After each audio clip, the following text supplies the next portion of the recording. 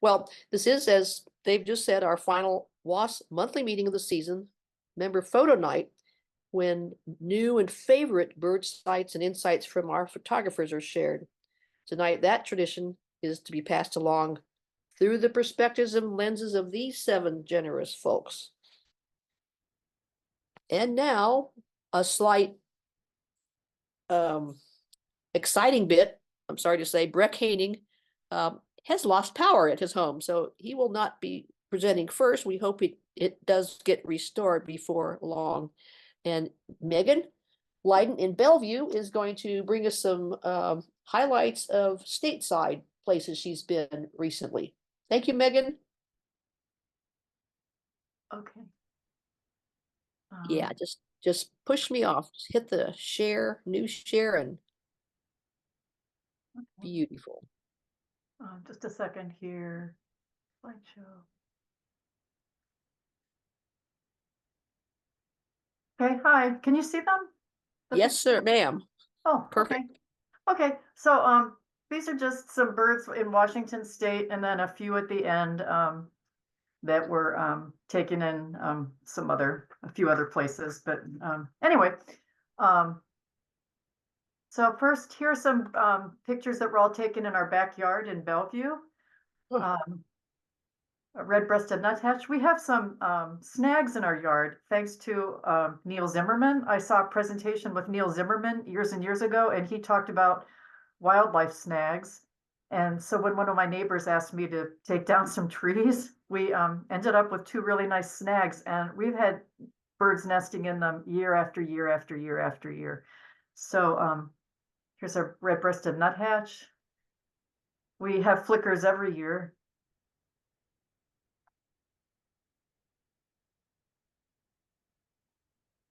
And of course, we have starlings. We actually had starlings nesting in the snag this year, in one of the snags.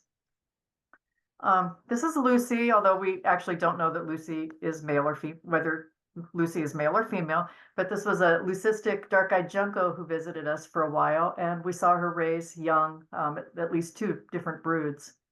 So that was a lot of fun to have a bird that we could recognize that kept coming to our yard. We had a juvenile Cooper's hawk who killed one of our bandtail pigeons and plucked it on our deck. And we watched it while it devoured the pigeon and then cleaned up all the feathers afterwards.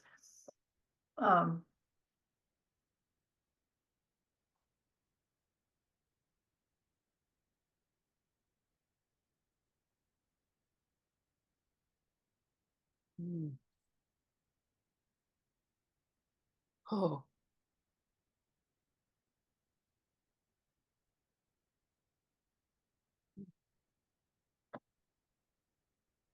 And so just a few from my neighbor. I live very close to the Lake Hills Greenbelt. And so I've got bird there pretty often.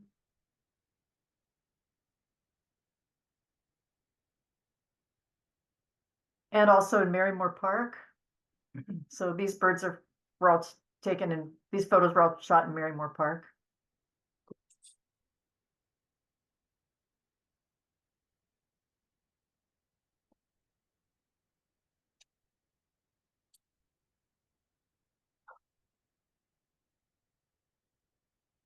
Oh, and obviously not a bird, but we've spent a lot of time enjoying the beavers. If you go out and we kayak a lot, and if you kayak around the slough and where the slough meets the lake, if you go around twilight, you will see.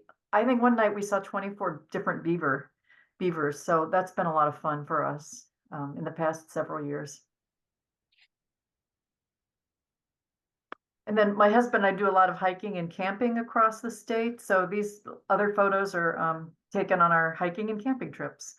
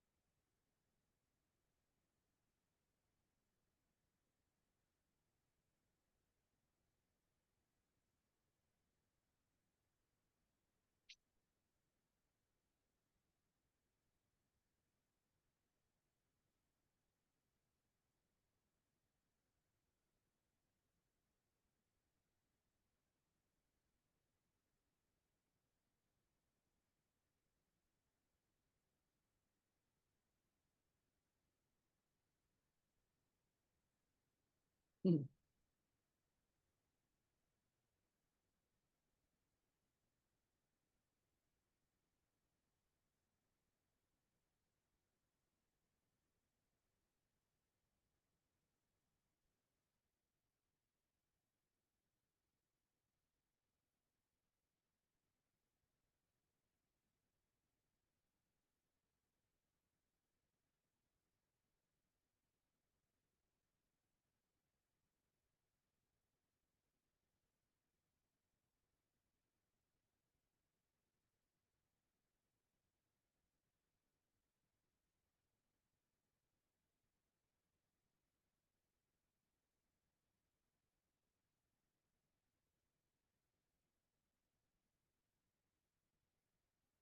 And in at the beginning of April, we drove down to Texas to see the eclipse.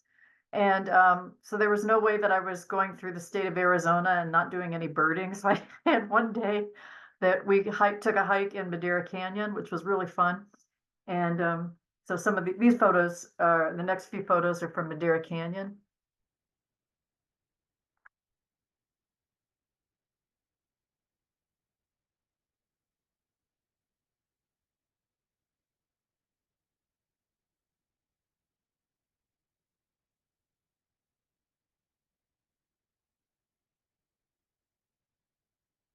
Oh, and then finally we arrived in Texas and we were in the hill country.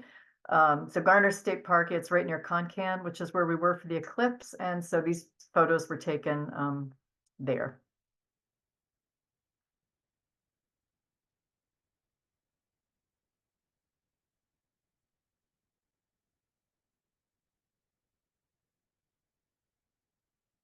Okay. That's it. Clap, clap, clap, clap, clap, clap, clap. Oh my gosh. I could almost hear the veery as Yeah. that was gorgeous. Dave would like to know, I think some of the other folks too, what photographic equipment you use, what you prefer, some of those sorts of things. Canon R5, 100 to 500 zoom.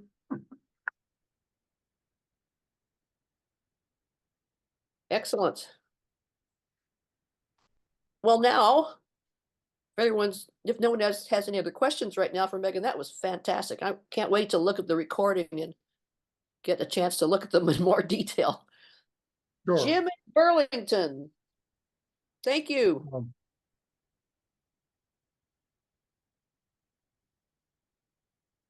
So Jim's going to share.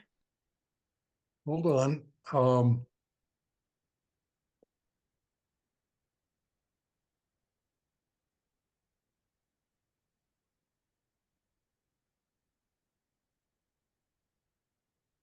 Thank you, Jim. Do you see my We WAS see, screen? yes, sir. We have the right beginning, and then if you select Okay. single things, we'll be just happy as can be. Good. Okay. So these are pictures that I've taken this year. There we go. Some of them are here in Skagit County, some are not.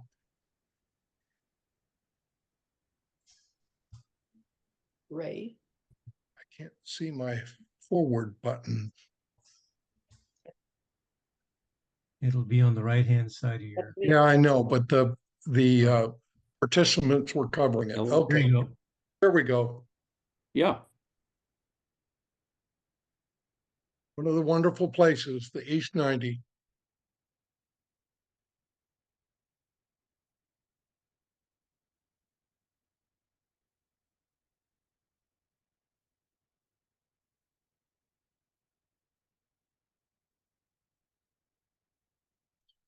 We shoot with a Canon R7. In April, we took a trip to Belize.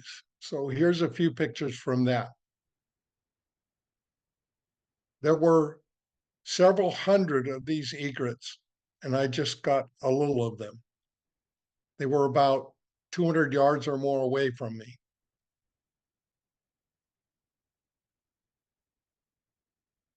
Just taken off.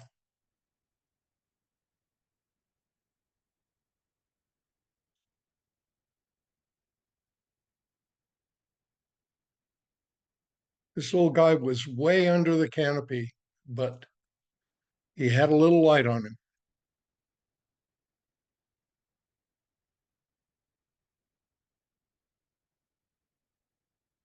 This is in the Belize Zoo. I shot this through the fencing. You can see the fencing behind him, but I also was shooting through it.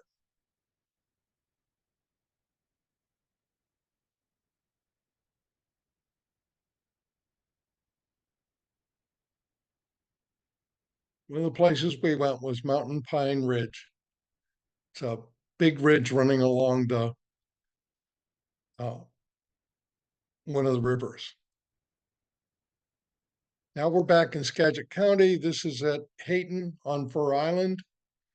And this snow goose or Canada goose was nesting right there on top of this, right at the end of the walking trail. I love killdeers.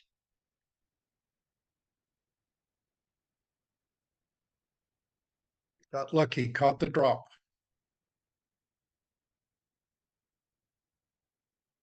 Can't have too many killdeer.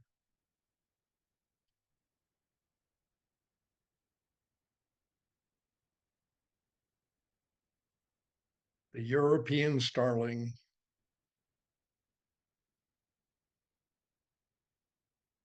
Back to the East 90.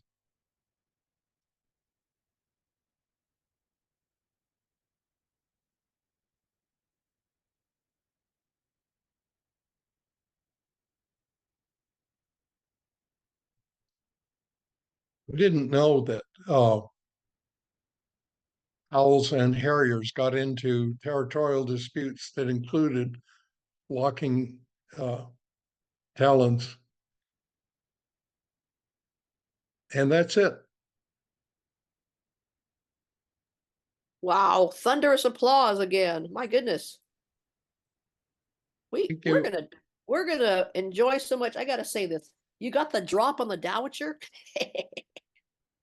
That was very Well, good. yeah.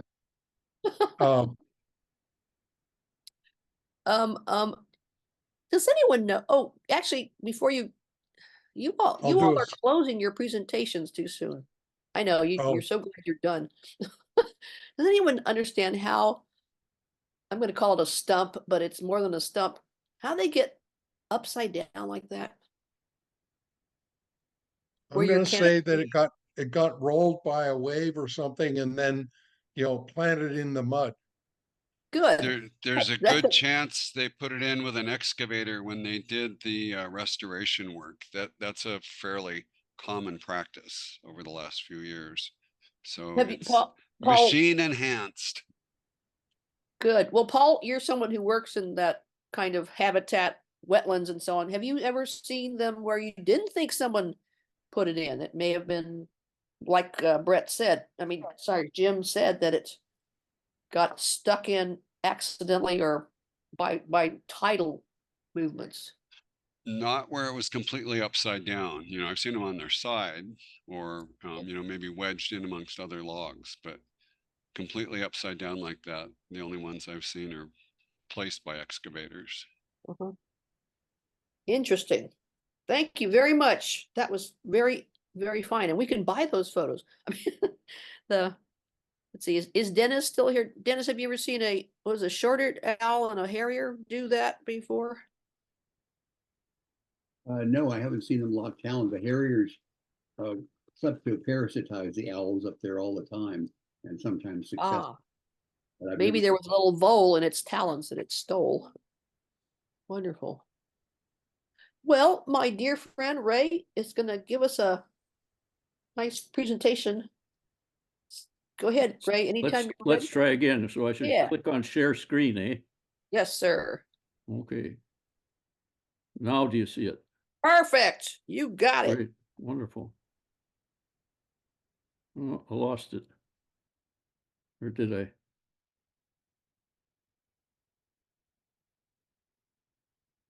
What do you see now? Do you see the display? You see a We can see the eagle, so don't see do the anything. eagle. Okay, fine. Fine. So this is at Hayton. Again, dozens of pictures of the eagles I've taken at the nesting place, and I think this is the best one. It was last December. This is the same day. I always watch for birds flying toward the moon. Sometimes I can catch them actually on the moon, and I did with this one, a trumpeter swan.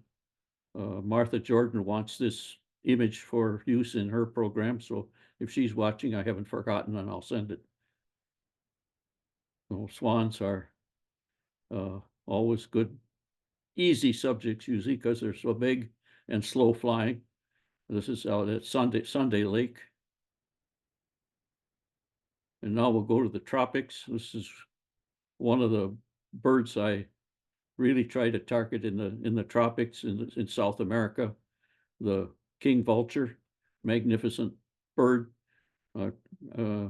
Tried for him 4 times in 2 different countries, and in Belize, year before last, I finally got close enough to get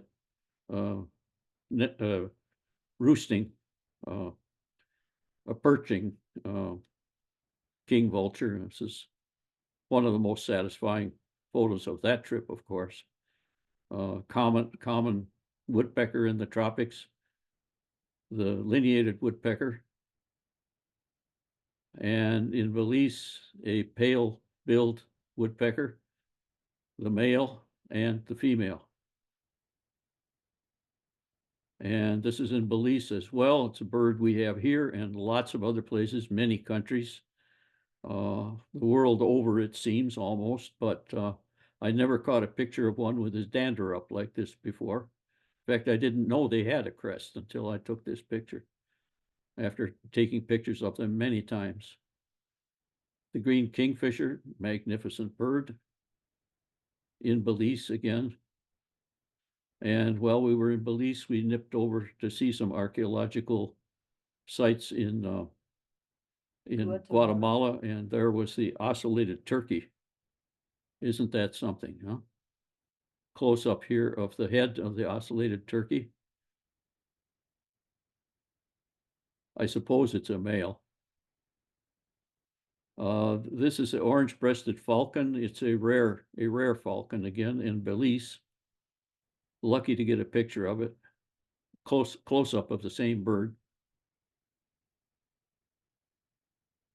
The female is about twice the size of the male. This is the male. The female is about twice that size. I guess this bird is about as big maybe as a peregrine falcon. I'm not sure, a little smaller, I think. But the female's a lot bigger, as I say. White-collared manakin in Belize, again. Manakins are a wonderful group of birds to go for in the tropics. Now we're in Colombia earlier this year. Red-headed barbet, one of the most colorful birds I saw there. But the next picture is the female of the red-headed barbet, also a magnificent bird, as you see. And it's at one of the many feeding sites that they have for the sake of bird photography. And you see unfortunately these horrible nails there, but that tells you something about the feeders. The nails are for impaling bananas as feed for the birds, and they really come in there. They have other perches available so that it looks natural. This is a whistling heron that I took with a 500 millimeter setting on my 100 to 500 millimeter lens. A long ways away on a day with poor visibility, poor light, let's say. But here's what you can do to it with the wonders of Lightroom and Photoshop. You can really bring out the details, right? If you've got a good camera to begin with. Whistling heron. Now, lots of hummingbirds down there. This is the indigo-capped hummingbird in Colombia. the long-tailed sylph, pretty famous hummingbird. Another view of the long-tailed sylph here. He can flash his frontal area of his head with turquoise. That's not the full flash that they give, but it's an interesting variation of it.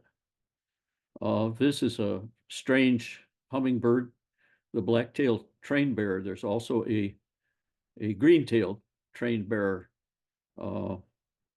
They have 2 extra long feathers in the tail feather assembly. This is one in the same species, black-tailed train bearer in Ecuador, and you see how unreasonably long that train is. Black-throated mango male in Colombia, and the female. Female has very interesting plumage pattern, doesn't it? Another view of the black-throated female, black-throated mango female with sunlight through the tail feathers. And likewise, sunlight through the tail feathers of a rufous-tailed hummingbird. And here's the bird in the South American tropics that many people consider about the most beautiful bird in the world, the Andean cock of the rock. But some other people think that the other species of cock of the rock, the Guinean Guanian, is that how you pronounce it? Guanan cock of the rock, excuse me. Guyanan. Excuse me, thank you. Guyanan cock of the rock is even more beautiful. So I'll end it there. Thank you very much. Ray, those are fantastic. Do you mind? There might be a person or two who's not familiar with the. Thank you, Jim, clapping with his digital hands. The swan picture that you showed flying over the moon. Did you tell me that you had participated early on with bird counts using that technique? Oh yeah. Oh, that was when I was a kid, way back in the, I don't know, early 50s, I think. Ornithologists in North America had a system for somehow censusing the migration of birds by having people look at the moon through spotting scopes and watch for birds flying across the moon, and then identifying the bird if they could. You could sometimes, but sometimes it's just a speck going across the moon.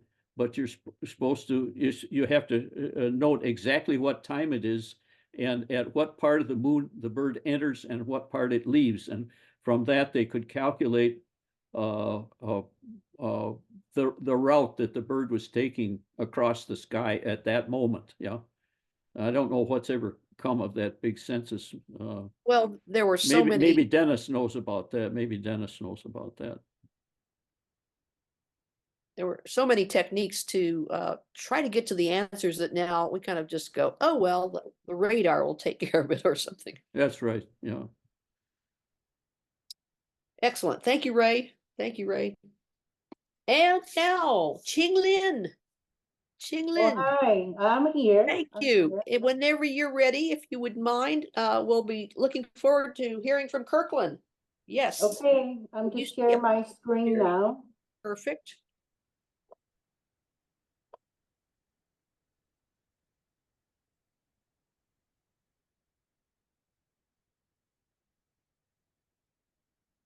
Yes, we have you perfectly. Thank you. Okay, well, I enjoy everybody else's photos. Now I'm sharing some of the photos I took in Brazil.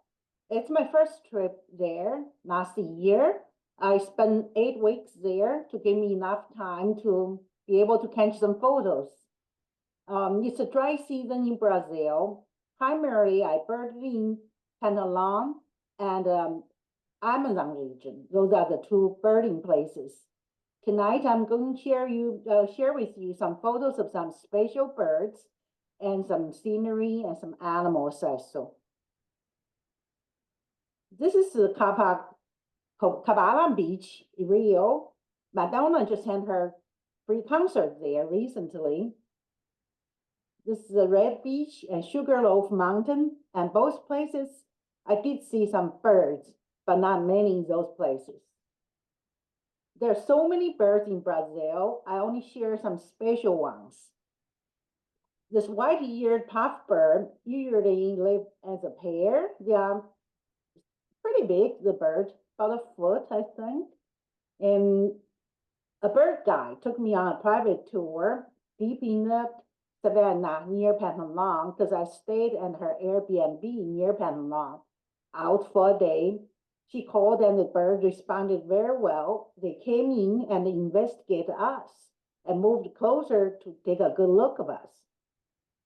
The pygmy owl lives and breeds on their property.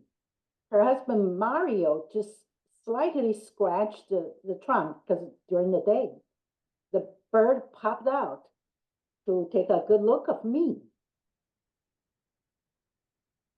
This undescribable bird, Rufus Ronero, is one of the most common songbird in Brazil.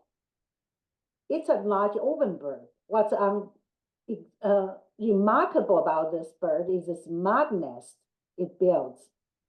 It has chambers inside. It's an oven bird.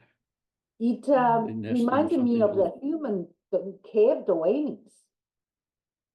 Those macaws are not common. I had to wait a long time by this waterfall in the national park near Pantalon for them to come.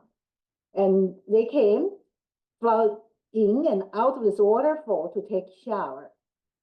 Landed on the top in the shade, that's over 100 degrees, to rest and drinking water. They're very noisy. Those three birds are the largest on the continent. Great Dia gathers in large groups, live in the deep savanna. Savanna means treeless plain. They stand up more than 5 feet tall. And it's the same as their African cousin ostrich, the male care for the young. And they are shy. Once they saw me, just ran away. Hyacinth macaws, the largest macaw. They are regional endemic to Brazil, mostly found in Brazil, and in some neighboring countries, very few. I had the fortune to see maybe a dozen of them, and this one's in a nest. Red-legged Serima is another large bird, stands more than 3 feet tall. They have this adaptation of very long legs because they seldom fly, but run and walk. They have a nickname, walking raptor, because they eat anything that moves. They can get quite tame. I saw one standing by the dining hall door in a lodge. Yellow-billed cardinal. I thought it's a bird with attitude. They were introduced to Hawaii. I actually saw this bird in Hawaii before I saw it in its native land. Black-capped dolocubias usually live as a pair near some water source, fresh water source. They have this duel, very interesting. And when they sing, they puff up this yellow flap on their cheek. I thought this reminds me of the American prairie chicken I saw, I think last year. And they have this piercing yellow eyes. Many animals I saw, I picked two, the lesser anteater and giant anteater. Giant anteater is a very bizarre animal, very large, more than 6 feet long. Both have very poor eyesight, but rely on their snout to get around. The guide hid us behind some bushes, because it's a local guide. I hired a lodge guide. They know their daily routine. They said, we are not going to chase the animal, but hide, let the animal come to us. So we hide behind some bush. The animal appeared. He got so close to us. This snout actually touched the arm of one of my fellow birder. The animal jumped and turned around to the side and ran away. So I said to my fellow Texan birder, you should get your arm tattooed with an anteater where he touched you. So I agree with Ray. The Qinglin rock of the cock of the rock bird is the most beautiful bird in Brazil. Bright orange, very difficult to find, except on the neck. I stayed deep in the Amazon. They have a neck on their property. That day I saw 10 males. Actually, the females more difficult to see. They don't not necessarily come to the neck and blend in with the surroundings so well. I literally walked past her, didn't see her. This is a large bird. The guide kind of tapped me on the shoulder and pointed it out. Jabiru is the largest stork, stands more than 5 feet tall. They are quite common in Pantalon. They build this huge nest on top of a tree. That day, the moon was out. I thought it's quite interesting photo, this one. The Southern Screamer is a large bird too, more than 3 feet tall. It really lives to its name. I heard its awful scream. I don't know, it's towards me or something else because there was a crocodile there. Great crasso is another large bird. This juvenile has this magnificent mohawk. I saw some migrating birds, familiar birds. Burrowing owl is one of them. They are quite common on the savannah. They are curious about me. The whole family came out to see me, to take a good look at me. I have this whistling heron also. It was quite close range. This is a very special heron because Brazil has many kinds of egrets and herons, but this one stands out. It prefers drier land, like grassland and agricultural land. And it's very, very vocal, strangely. And I thought its hairdo quite interesting and beautiful. I had the fortune to see a pair of jaguars. Normally people and you have to drive this about 100 miles unpaved Trans-Pantalon Road to the end of it, get on a small boat, get on the river to search for them all day long. I just didn't have the time or didn't want to pay the effort for such, just look for a single animal. I want to look for birds. So I stayed in the first lodge at the entrance called Posada Pirubal and hired a lodge guide. They don't speak English. My Spanish just barely get me by. But anyway, he said a pair moved onto their property during COVID. They know their routine. So he searched for it within an hour, or he found this pair. And normally they're solitary animals, but during breeding, they'll get together briefly. I noticed this male has this wound on its right eye. So I asked the guide, because male jaguar is the top predator, who can injure him? He said, who else?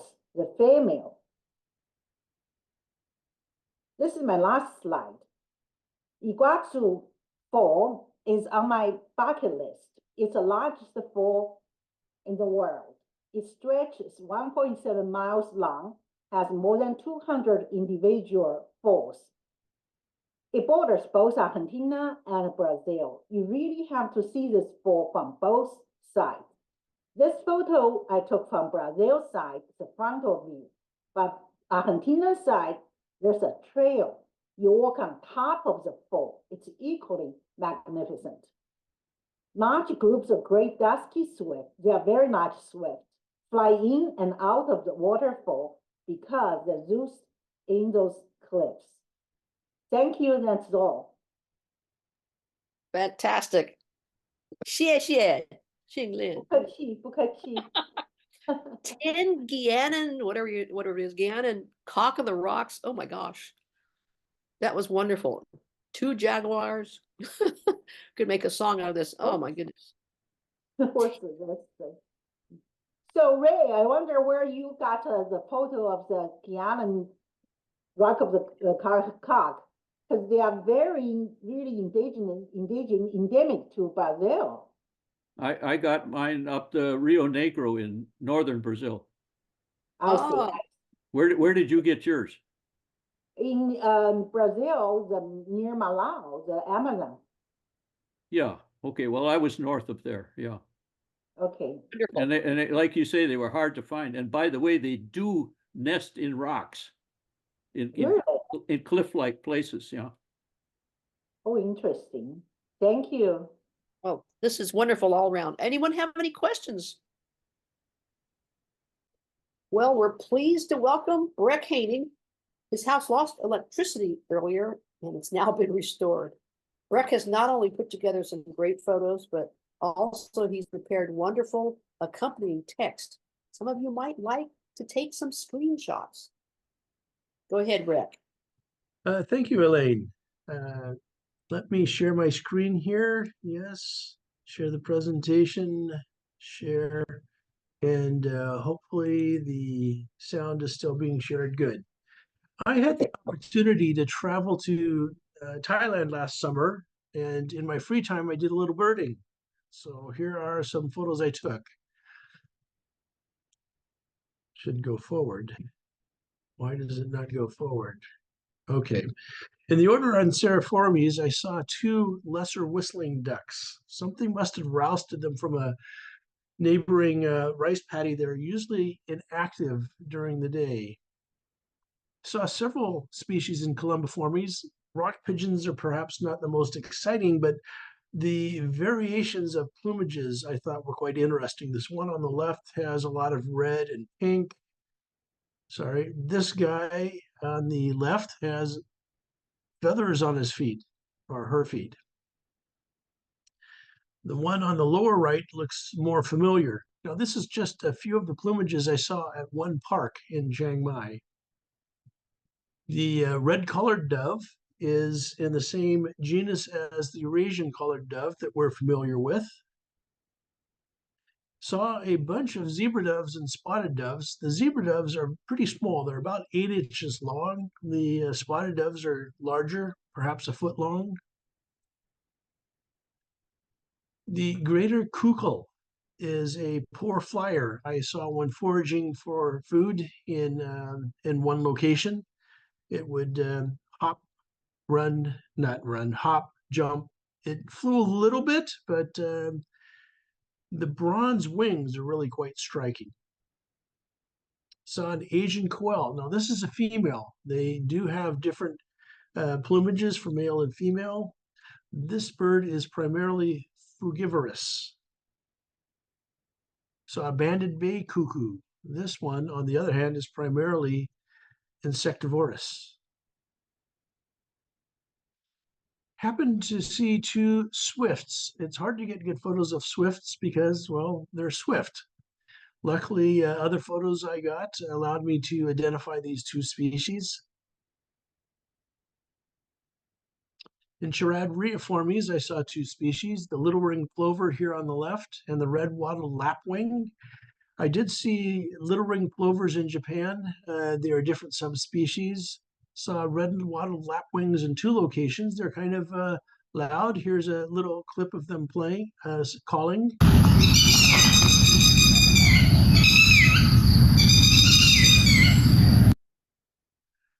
In Pelicaniformes, I saw 2 species, the black-crowned night heron, which we have in parts of the US, even visitors to Washington sometimes. It is a different subspecies. The eastern cattle egret on the right was just a cattle egret when I saw it, but since then, the eastern and western cattle egret subspecies were promoted to full species. The Eurasian hoopoe is quite remarkable.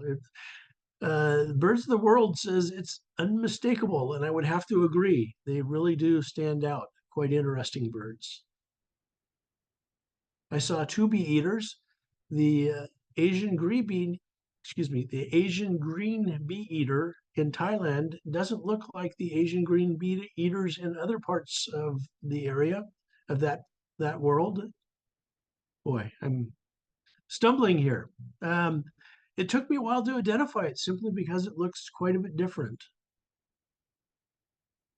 Saw two barbets, the coppersmith barbet on the left, the lineated barbet on the right. Met a couple from Texas that work in Chiang Mai. They said the coppersmith barbet drives them nuts. They call it the metronome bird because it just goes boop, boop, boop, boop for hours. You get the idea. All right, ashy wood swallows like to group together. This one was by itself, which made for a nice photo, but often you saw a bunch of them just huddling close together. I saw three common ioras. They were apparently feeding a chick. I couldn't quite make out what this one was being fed. I thought perhaps a grasshopper. A black drongo is an interesting bird. I think the tail is pretty cool. Apparently other passerines like to nest where black drongos nest because the black drongo aggressively defends its territory.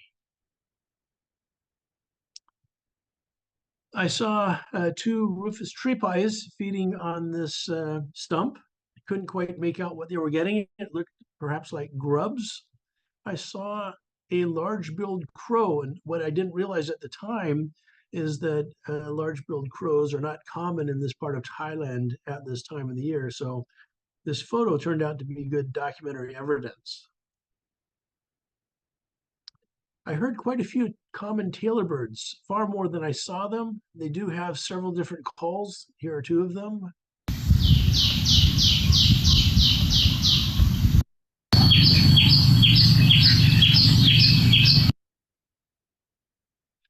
The gray-breasted prinia photo on the left is one of my favorites. The plain prinia on the right would go from tree to bush, carrying this single grasshopper. I guess it was shopping. It didn't want to go back home with only one grasshopper. It wanted to pick up a cartload or a beak load.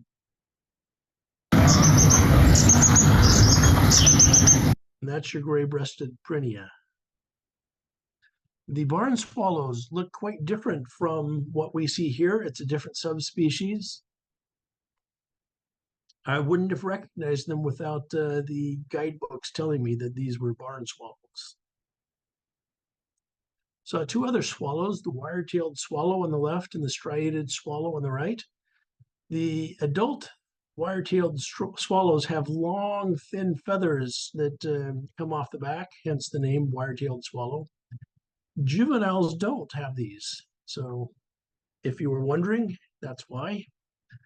The striated swallow looks a lot like a red-rumped swallow, but other photos allowed me to distinguish between the two.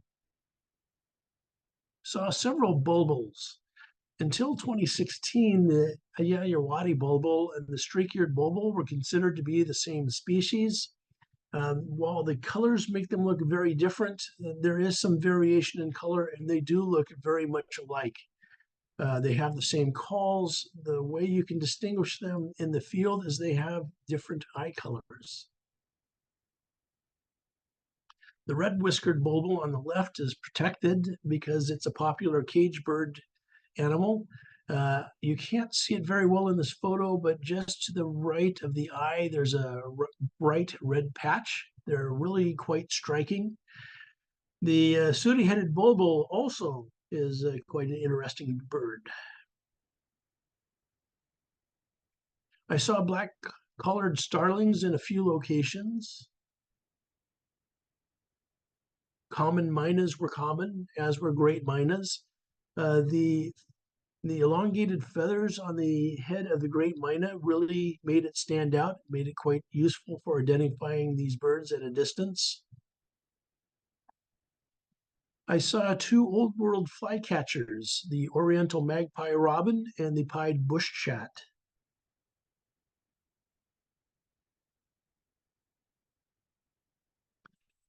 This is a male scarlet-backed flower-pecker. I'm pretty sure I got photos of female female scarlet-backed flower-peckers. They are dimorphic, so different plumages, but I couldn't find my photos of the females. So perhaps if you look in the birds of the world. This is an ornate sunbird. When I took the photo, it was known as an olive-backed sunbird. You can see they are dimorphic. The photo on the right is one of my favorites.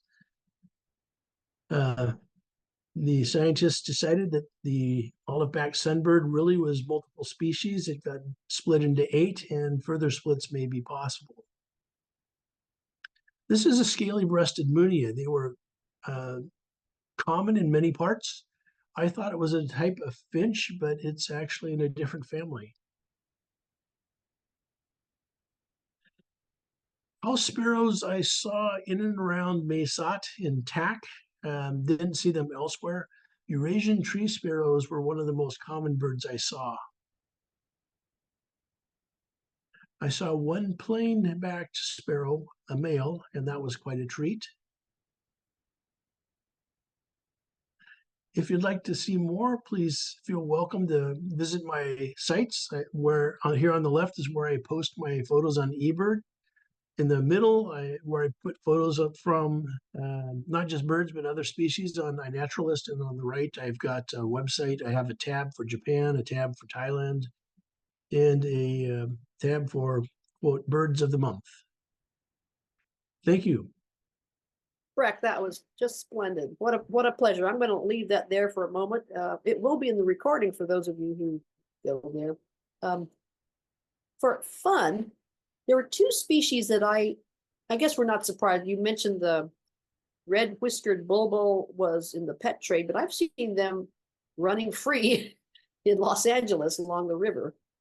I'm sure Really? they Really? escaped from the pet trade, and also in the same area, the nutmeg mannequin, that last bird. So you know, people either on purpose or not do set free species that belong in other places. Excellent. Yeah. Thank you much again. Very good. Thank you. And now, dear Paul Anderson, would you please take us back home here? Bye, Breck.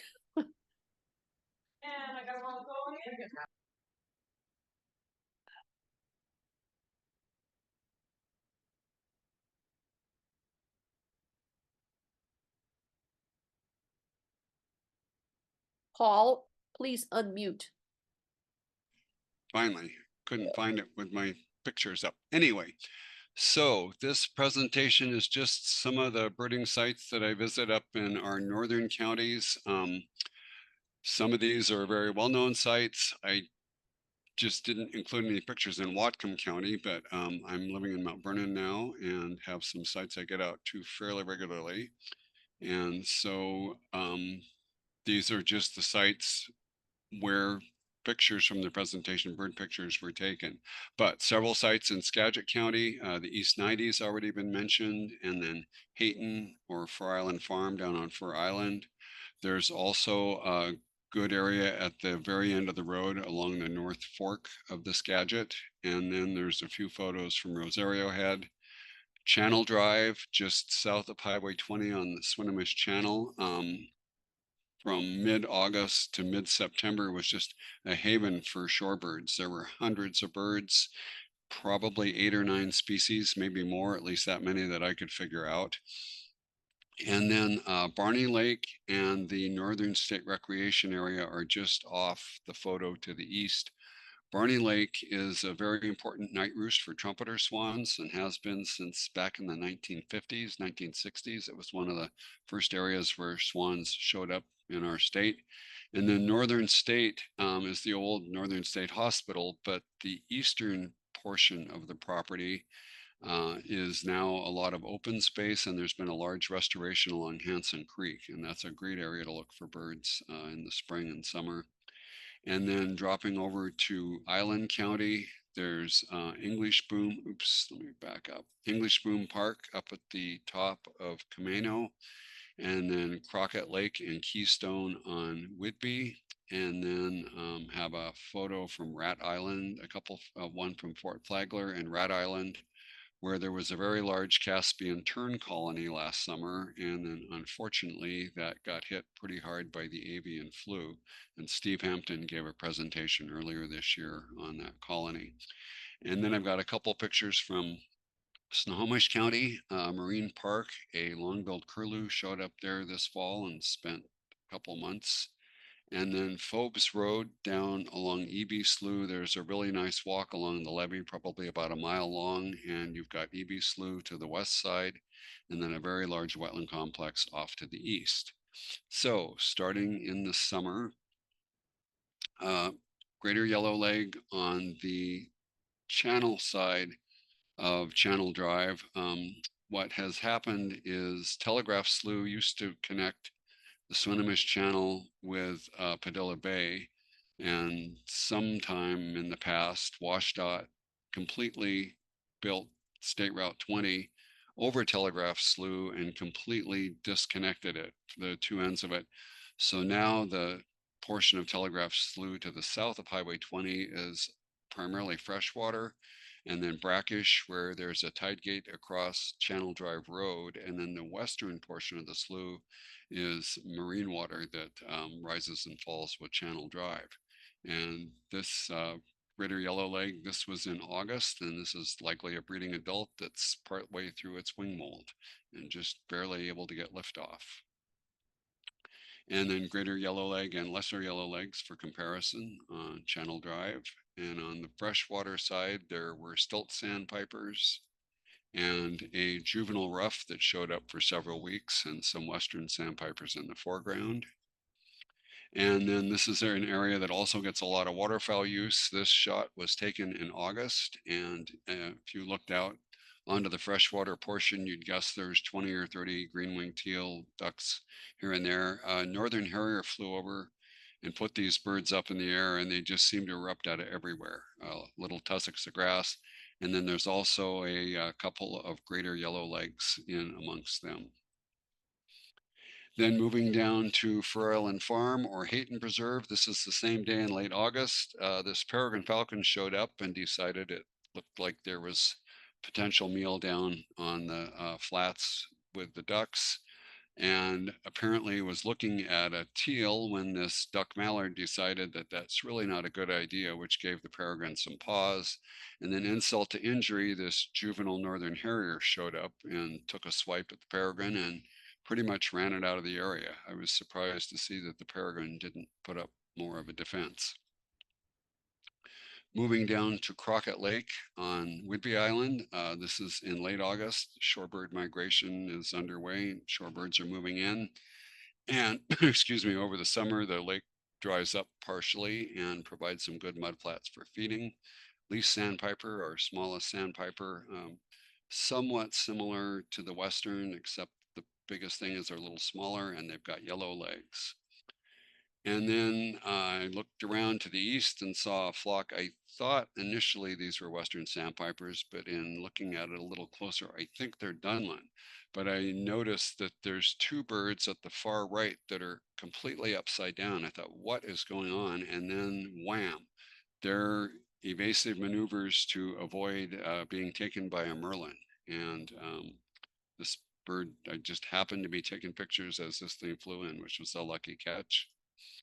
Then over to Rat Island off of Fort Flagler, and this bald eagle came into the beach and grabbed a gull and put all the birds in the air. So this is our largest Caspian tern breeding colony, or at least it was last summer, and there were also a lot of gulls, and everybody took off, and then eventually they settled back down. This was in mid-July, and it was probably within about a week, maybe 2 weeks later, is when the avian flu really took hold and just decimated the Caspian terns there. So we'll have to see where they end up this summer and how many. Down to Phobes Road on EB Slough, now fall, and just walking along the slough, there was a snag, and this female hairy woodpecker came in and sat still while we got some pictures. And then our raptors begin returning for the winter, a couple of bald eagles over Fur Island Farm. And there were quite a few long-billed dowitchers that seemed to take high tide roost on Brown's Slough, which is just to the west of the trail at Fur Island Farm. And I went down there several mornings, and these birds were roosting on the logs, but there was a lot of jostling between which log was the best one to be on and which place on the log was prime territory. So they'd have some squabbling as to who got to be where. And just another one in flight. Eventually, as the tide fell, they hopped across the trail onto the bay side and were feeding along the shoreline. I saw this twice. Within about 10 seconds, a Bonaparte gull would fly in, and it just insisted it had to land right in the middle of where the dowitchers and other shorebirds were feeding. And then everybody'd settle down, and then here come another gull. It was kind of an interesting sight to see. Anyway, Bonaparte gull in the background with a least sandpiper feeding in the mud flat. And then the long-billed curlew that was at Marine Park down at the Everett Marina for several weeks. I think it showed up in September, and this picture was taken in November. It just seemed to find a good place to hang out. When it wasn't at the marina, there were several reports of the bird flying across the river over to Jetty Island. And then short-eared owls up at East 90. This is probably the best site I know of for finding these owls. Back in November, I think it was, there were 9 owls seen there in one day, but I got this shot fairly close to the road on the west side, but it's just interesting to see how closely their plumage matches the rank vegetation for the winter. And then for whatever reason, this owl had seen something, and it's got its ear tufts slightly raised. And then winter, some of our more iconic birds up here in the Skagit show up. Snow geese start arriving in October, and they stay well into the spring. This is off the North Fork access at Rollins Road, and bald eagle has set the snow geese and ducks in flight. Same location, female northern harrier backlit coming into land on a rootwad. And then it's also a good area for dunlin. These are just dunlin flying over a ponded field. And this is our most abundant wintering shorebird. And then out to the marine waters, Rosario Head, just north of Deception Pass, is a really good area to see marine species. There was a big movement of loons that came through in November, December, a couple different species. And these black oyster catchers, you can almost always find them there. I think they nest in the area.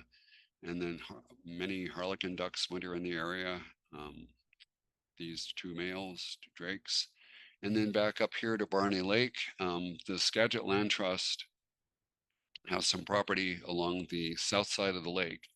And for the last 2 winters, they've been leading these walks, either called Swan Rise or Swan Set, to go down either at first light in the morning as the swans are taking off to feed in the fields. This winter, they estimated there was probably about 2,000 trumpeters that were roosting on Barney Lake. And here's just a group of them taking off, and just to the left in the foreground are several ruddy ducks. And we were there for probably, I think, about 2.5 hours. It was just really fun to watch all the swans. They had an overabundance of potatoes this year, and so some farmers didn't even harvest their field. And I was helping out with the swan surveys. I counted over 1,000 swans in this one field back in early February. And it was a potato field that just never got harvested. A couple birds coming in to land early in the morning. And then down on Fur Island, a tundra swan down in a ditch just popped its head up. I think it taken a drink. And then another shot from Fur Island where you've got the trumpeter on the right and tundra on the left. Good comparison for size and just shape of the head. And then the yellow laurel spot on the tundra, which is the trumpeters do not have. And then late February up at Samish Bay, looking for shorebirds, I noticed a female harrier come flying across the road, and I'd just gotten her in focus when all of a sudden this male harrier came into view and chased her all over. It's one of the more elaborate courtships, and it's called a sky dance. And this went on for several seconds, and he never quite caught up with her, but it was interesting to watch them go back and forth. And then at this point, I guess he was getting tired of all this chasing around and wanted to get down to business. I don't know if he was hoping to grab her, but he never quite caught up to her. It was kind of fun to watch. Springtime, we get a lot of our songbirds coming back and other birds proclaiming their nesting territory. One of the most frequent birds we see out in the wetlands are the marsh wrens. And up at northern state, this is not quite in focus, but an American bittern with a full throat getting ready to start booming. They've got a really interesting courtship call. And I'd heard this one back in the brush, and it eventually came out in the open. And there's a nice walking trail along Hanson Creek and good area for spring birds. Purple martins down at English Boom County Park. They've put out several martin boxes, and you can walk fairly closely and get some nice shots. This is a female coming off the box. This spring, several of the boxes were also occupied by tree swallows. They're also cavity nesters. And there is an osprey nest out on one of the pilings. This was a log boom where the English Logging Company would raft up their logs and tie them up before they take them to the mill. And then down to Keystone, Prairie Terminal, good place to see pigeon guillemots. And this was taken in May, so I'm assuming this is a male with their bright red feet. They color up more as part of their breeding plumage. And whimbrels were moving through in May as well on their way north, out at Fort Flagler on the beach. And then our snow geese. And you never know when you're going to see a blue morph bird. And there's actually two of them. This is the only time I've ever seen two together. Our snow geese here come from Siberia, Wrangel Island, and blue morph birds are very, very rare in that population. The snow geese in the central US that nest up in the high Canadian Arctic, blue morph birds can be, I think, up to about 10% frequency there, but you don't see them very often in the Siberian birds. And then last May of 23, we had a white-tailed kite show up for a couple days up at the East 90, which was a very nice find. We used to have these coming up here occasionally. There were some nesting birds down in Chehalis back in the 1980s, and then they just sort of disappeared. So we'll have to see if they come back. And that's it. Wow. You crammed a lot of photos into that. But thank you for taking us on a tour of some of our most favorite areas in the region. You don't have to go to Belize or Brazil. Okay, thank you. Carla will round out as our, what do you call that? Anchor person. All right, Carla? Yes, hi everyone. Hello. Go ahead. All right, thank you.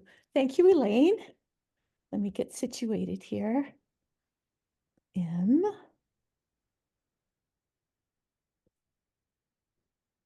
All right, how's that? Oops. Get this out of here. We're still seeing Paul. I think if you share screen and push his off, just. Oh. Hold on, please. No hurry.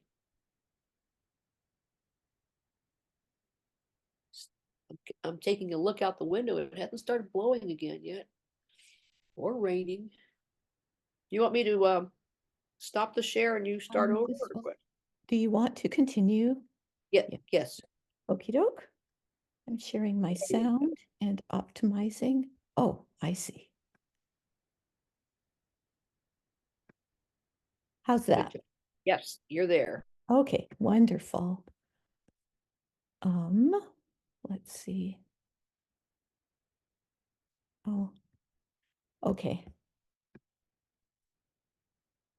If you don't mind, I'll mention to our listeners and viewers, there is a spot coming up where Carla has an interesting audio bit, but it's it'd be good if you can raise the audio when we get there. Okay. All right. So aloha, everyone, and thank you, Elaine. These are photos that I took on Midway Atoll when I volunteered there as an albatross counter for the U.S. Fish and Wildlife Service's annual nesting albatross census. In addition to bird photos, I've also included a couple slides of the census and data we collected. So Midway Atoll is located midway between Asia and North America, more than 1,300 miles northwest of Honolulu in the Papahanaumokuakea Marine National Monument. So here's Midway. And I grew up in Hawaii, but I didn't know that Midway is not part of the state. It's a U.S. insular area, so a valid U.S. passport or foreign visa is required for entry. An atoll is formed when a volcanic island erodes and sinks, leaving behind only the coral reef that surrounded it and a central lagoon. In addition to these features, Midway has 3 small islands, Sand, Eastern, and Spit.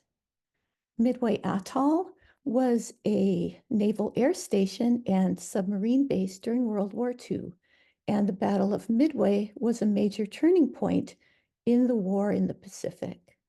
Several airstrips are still visible. They're deteriorating, but you can still see them here on Eastern Island and on Sand. So I really like this photo. It helps to show an albatross's elbow lock system, which keeps their wings open without any muscle activity. And when combined with their dynamic soaring flight mode, albatrosses can travel more than 600 miles per day, expending very little energy. So there are 3 species of albatross on Midway: the short-tailed, black-footed, and lace-on, and we counted them all. These 3 albatross species are the only ones that occur regularly in the Northern Hemisphere. They're only found in the North Pacific, and they arrive on Midway in the fall and nest during the winter. Lace-on albatrosses were the most numerous albatross species on Midway. They're also the smallest, with wingspans of between 6 and 6.5 feet. In contrast, our western gulls have wingspans between 4 and a little less than 5 feet. I did see them when I took a pelagic birding trip off the west coast of Washington, and it was like seeing old friends. That trip was in August, and we did see a few lace-ons. I did see Midway, the albatross, and I saw her from a distance. She arrived in December, but then decided not to nest. There have been more than 300,000 albatrosses banded on Midway, and genealogies are being constructed. So here we have Molly and Tracy banding one of Wisdom's daughters-in-law. So the albatrosses have an elaborate courtship dance that helps develop their pair bond. This is a brief video of the lace-on albatross dance, including wing tucks, bill claps, and bowing. You'll also hear other albatross sounds in the background, in addition to the wind. It was a very windy day there, which it usually is in the wintertime.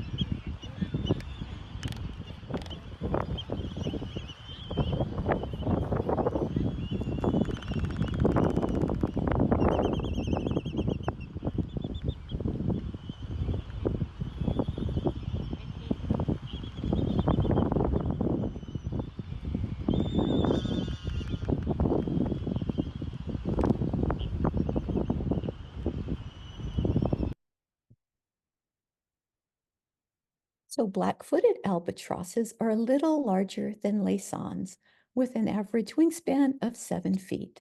They're also more aggressive and would sometimes snap at other albatrosses or albatross counters if we got too close. They're often seen off the coast of Washington on pelagic birding trips from the spring through early fall. And in this picture, you can see this bird's black feet. This chick is a few days old and is being fed by one of its parents. When I was on Midway, there was a team collecting black-footed albatross eggs for transport to Mexico's Isla Guadalupe to reestablish the colony that had been destroyed by feral cats. So black-footed albatross chicks were raised by Laysan albatrosses there. They successfully fledged and are starting to return to the island this year. Short-tailed albatrosses are the largest albatross species on Midway, with wingspans of between 7 and 8 feet. They also have large pink bills and beautiful gold feathers on the adults. Short-tails rarely appear here on the west coast of North America, but if you look through the middens of Pacific Northwest tribes, you'll find that short-tailed albatross bones were the most numerous bones in those middens. And so once they were probably the most abundant albatross species in the Pacific Northwest. There's only one nesting albatross pair on Midway. This is George and his mate Geraldine. Here's another photo of George and Geraldine with one of their offspring, 3-year-old Junior. And although Junior is still immature, and I don't know if it's a he or not, anyway, Junior is larger than adult Laysan and black-footed albatrosses. Laysan and black-footed albatross hybrids also occur on Midway, and some have successfully bred. And I just love their gray color. They come in a variety of shades of gray. So to conduct a census, each island is divided into sectors. This is Sand Island's sector map. The volunteers are divided into 2 teams. Each team counts 2 sectors a day by walking back and forth across the sector. The person on the end has a paint gun, and they'll paint a line on the ground that we followed when we returned and counted in the other direction, and so on. So albatross counters only count active nests. An active nest is one that has an adult that is incubating an egg. So we count each active nest between ourselves and the person next to us. In this photo, we see a line of albatross counters. This is Breck. He's one of the project leaders. He's here on the end painting a line on the ground with his paint gun. He would count this bird and this bird. And although this is a beautiful example of a nesting albatross, it would not be counted on this pass. We're also not counting birds that are resting or just walking around. So the purpose of the nest census is to determine how many albatrosses are on Midway. And this is to assess long-term population trends. As you can see from this chart, the Laysan albatross population is increasing, and that is due to several factors, including fishery bycatch reduction, predator eradication, of course, and habitat restoration. So albatrosses aren't the only seabirds on Midway. I saw a lot of great frigate birds. They're called Eva in Hawaiian, which means thief because of their kleptoparasitic behavior. They will chase other seabirds until the bird drops its prey which the frigate bird will then snatch in midair before it hits the water. These two females are chasing a red-tailed tropic bird, one of their favorite targets. Male frigate birds have a red gular throat pouch, which they inflate during courtship displays. And what I thought were spots on the gular pouch are actually feathers here.